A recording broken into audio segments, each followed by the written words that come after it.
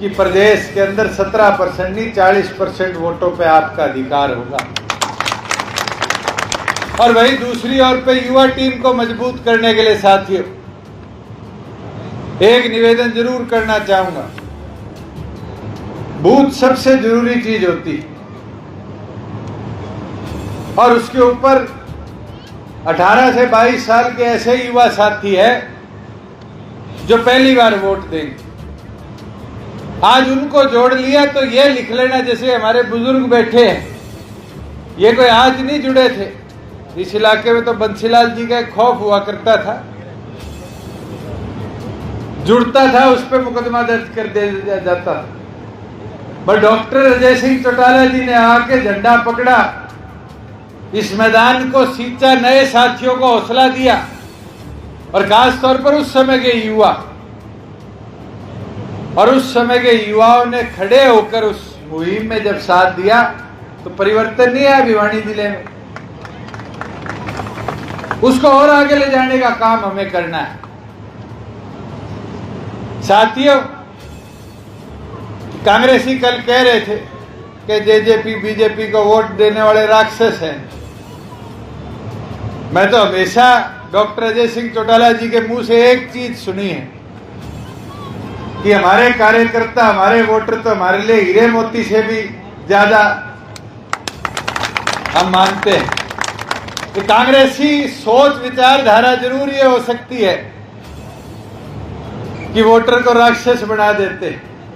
ये पहले क्या करते थे युवा साथी जो प्रचार में उतरे गए, वानर सेना है, उस वानर सेना ने कांग्रेस की लंका में आग लगाई नहीं लगाई।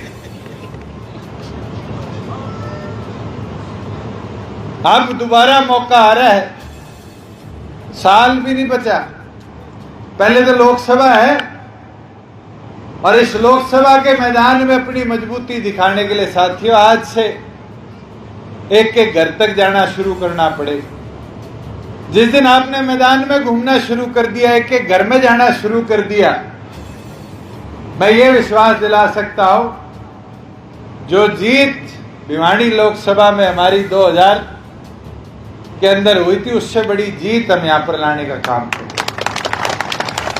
पर वो मुमकिन जब ही हो पाएगा जब एक एक कार्यकर्ता खुद, हमारे सीनियर साथी अपने आप को डॉक्टर अजय सिंह चौटाला समझकर मैदान में उतारे। जिस दिन उतार दिया, ये लोग कहते हैं ना रुस्से हुए हैं, कोई रुस्सा हुआ नहीं है, इंतजार कर रहे, आओगे, मिलोगे, काम करोगे, सुनोगे। मैंने एक चीज, पूरे हरियाणा प्रदेश का दौरा मैंने किया है, एक चीज देखी भी है, समझी भी है। लोग कहते थे राज्य में आगे किसान आंदोलन आ गया, कहते छोड़ देना चाहिए। मुझे 5 चीजें गिनवा दो, अगर राज्य में होते तो क्या पूरी हो पाती। 75% को कानूनी रूप दिया, विधानसभा से गवर्नर से अप्रूव कराया, कोर्ट ने रोक लगा दी, उसकी लड़ाई लड़ी, रोक हटवाई, अब हर रोज बहस चल रही है। अगर राज्य में नहीं होते तो क्या कानून बनता युवाओं के लिए। ये 50% आबादी पंचायतों में बिठा दी महिलाओं की, अगर राज्य में हिस्सेदारी नहीं होती तो क्या कभी बनता कानून। आज फसल लेके मंडी में जाते हो, 1 घंटे में ट्राली खाली हो जाती है, 2 दिन में पैसे खाते में आ जाते हैं। अगर राज्य में हिस्सेदारी ना होती तो क्या ये मुमकिन हो पाता। मुझे वो दिन भी याद है, मंडियों में 2-2 दिन ट्राली पे किसान सोया करता था। मेरे तो बाजरा देखा हुआ है, महेंद्रगढ़ ड्यूटी थी, डॉक्टर साहब का चुनाव था, महेंद्रगढ़ मंडी से 1.5 किलोमीटर तक ट्रालियां खड़ी थी, जाम लगा हुआ था और ट्रालियों पे किसान सो रहे थे। आज तो ये है, अगर सरकार बाजरा नहीं खरीदती तो भी ये किसान को मौका देती है कि भावांतर भरपाई पे तुम्हारे खाते में पहले पैसा डाल दे। डालते हैं नहीं डालते। कभी ये मुमकिन हो पाता राज्य में हिस्सेदारी नहीं होती। साथियों, मैं एक चीज जरूर आपको बता सकता हूं। अब हमने निर्णय लिया था कि सारे जितने हमारे अमर शहीद हुए हैं उनके नाम पे गांव के स्कूल करेंगे। और मैं खुशी के साथ कह सकता हूं, कल 15 अगस्त है, कल सुबह ये जो कागज सरकारी प्रिंट होता है ना, गवर्नमेंट सीनियर सेकेंडरी स्कूल, नाम लिख दिया होगा, उस पर नहीं छपा। 500 से ऊपर स्कूलों का नाम हमारे उन वीर शहीदों के नाम पर इस 15 अगस्त को हम करने वाले हैं। अनेक चीज करी है, पर एक चीज है, हम प्रचार करना छोड़ गए। पहले क्या करते थे, चौधरी देवीलाल का एक सिपाही, एक कार्यकर्ता 100 कांग्रेसियों को चुप करा के रखता है, और आज वो झूठा प्रचार करते हैं और अपने वाला चुप बैठा रहता है। साथियों, ये हमारी कमी है। आज उससे सवाल पूछो, जो लोग आरोप लगाते हैं उनसे पूछने का तो काम करो। मुझे याद है, मेरा पहला साल था, कोरोना आ गया और एक बात करेगी, रजिस्ट्री घोटाला हो गया। मैंने पूछा, मैंने ये तो बता दो घोटाला हुआ क्या? 2 नंबर की कॉलोनियां बस्ती थी, उनकी रजिस्ट्रियां रुक गई, तो जिनकी जेब में 2 नंबर का कॉलोनियों का पैसा जाता था वो रुका हुआ। घोटाला रोका या किया? 6100 करोड़ रुपया 2019 में सरकारी खजाने में इसका आया था, स्टैंप ड्यूटी का। इस साल 10,400 करोड़ रुपए आया है, 4,300 करोड़ रुपया फालतू। ये कोई घोटाला है? ये तो चोरों की चोरी रोक दी, जो लगे हाथ चला करते थे उनका काम बंद हो गया। अगर किसी को बैंक में लोन लेना पड़ता था फर्ज निकालने के लिए, 7 दिन लगा करते थे, नहीं लगा करते थे। पहले तो रजिस्टर की नकल करा के ले आओ, फिर पटवारी साहब को ढूंढो, फिर पीछे पीछे हांडो उसके।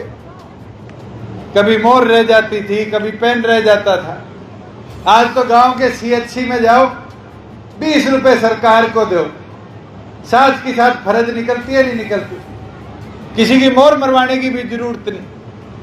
ये मुमकिन क्यों हो पाया? क्योंकि राज में हिस्सेदारी थी। गांव में चले जाते थे, औरतें सबसे आगे पहले कहती थी पीला राशन कार्ड बनवा दे। आज तो फैमिली आईडी पे 180 से जिसकी कम इनकम है, 1 मिनट में गांव का छोरा ही उसका पीला राशन कार्ड निकाल के देता है। बाबुओं के पास जाना बंद हो गया दफ्तरों। 600 ऐसी सुविधा है, 600 इनकम सर्टिफिकेट हो, आपके डोमिसाइल वेरिफिकेशन हो, जो गांव में कट जाते हैं। ये इसलिए मुमकिन हो पाया कि राज्य में आपकी हिस्सेदारी थी। अभी कृष्ण जी लिस्ट पढ़ रहे थे गांव की, मेरे को बड़ी खुशी हुई। इसके अंदर बड़ी समस्या क्या लिखी कि गौशाला में शेड बनवाया जाए, 12 से 15 लाख रुपए रखे जाएंगे। मैं बताना चाहूंगा कि मेरे पे आरोप तो लगाते शराब वाला, 400 करोड़ रुपए इस बार शराब की बिक्री में से सिर्फ गौशालाओं के उन्नति और विकास के लिए हमने काट कर दिए। भाई और जितनी जल्दी गौशाला जो रजिस्टर्ड है वो और ग्राम पंचायत गौ सेवा आयोग के ऊपर रजिस्टर करके और अपना रेजोल्यूशन भेजेगी, एक शेड ना मांगो, चारे के लिए गोदाउन भी मांग लो और छत पे सोलर भी मांग लो। भाई तुझे टुटाला जिंदाबाद जिंदाबाद जिंदाबाद। बिल से बचने के लिए सोलर सबसे अच्छी सुविधा है। वैसे ही जो स्कूल की आपकी मांग है, कमरे बनाए जाए, ये प्रिंसिपल साहब से जितनी जल्दी लिखवा के और डायरेक्टर एलिमेंट्री एजुकेशन को या सेकेंडरी एजुकेशन को भिजवाओगे, उतनी जल्दी आपके नए कमरे, 1500 करोड़ का बजट है, मेरे ख्याल से अब तक 800-900 करोड़ रुपए दे पाए। जितनी जल्दी रेजोल्यूशन भिजवाओगे उतनी जल्दी नए कमरों का। और साथ में मैंने मेरे हल्के में करवाया, वही काम करो, जहां हमारे प्रेयर ग्राउंड है उसके लिए भी प्रपोजल बनाओ कि उसके लिए टिन शेड लग जाए और नीचे इंटरलॉकिंग टाइल लग जाए कि बारिश हो तो भी बच्चों को कीचड़ में प्रार्थना ना करनी पड़े, उसके लिए व्यवस्थित ढंग की सुविधा गाँव में।